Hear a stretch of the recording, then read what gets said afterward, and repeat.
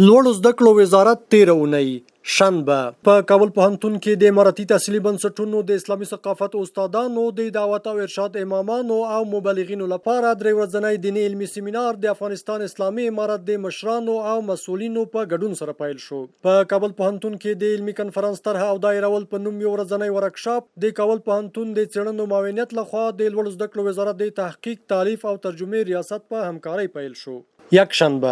په کابل پوهنتون کې د اماراتي تحصیلي بنسټونو د اسلامي ثقافت استادانو د دعوت او ارشاد امامانو او مبلغینو لپاره د دیني علمي سیمینار دویمه ورځ د علما کرامو له لوري د ټاکلو شویو موضوعاتو په وړاندې کولو او مناقشو سره پای ته ورسېده. د لوړو زده کړو سرپرست وزیر د اماراتي تحصیلي بنسټونو د اسلامي ثقافت استادانو د دعوت او ارشاد امامانو او مبلغینو لپاره د دیني علمي سیمینار په څنډه کې د شمال او شمال ختیځ زونونو د اسلامي ثقافت له استادانو سره ځانګړې ناستې وکړې.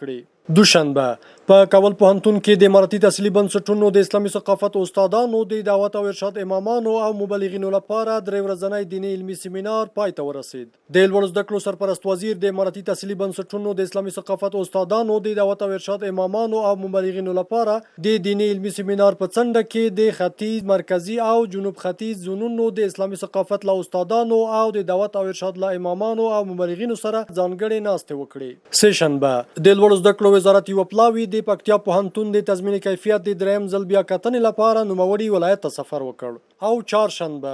له کابل پولی تخنیک پوهنتون څخه 1554 تنه انجینران فارغ او ټولنې ته د خدمت لپاره وړاندې شول. د لوړو زده کړو سرپرست وزیر د کلیو د بیا رغونې او پراختیا وزارت د دعوت او ارشاد ریاست د کلنۍ ازموینې د پایلو په غونډه کې ګډون او وینا وکړه. د لوړو زده کړو وزارت مرکزی ریاستونو اجرایه مدیرانو ته د یاد وزارت د پلان پالیسۍ او تقنین ریاست له لوري د 1445 هجري قمري کال د لومړۍ روبې د راپورونو د ترتیب او وړاندې کولو اړوند ښوونیز ورکشاپ دایر شو.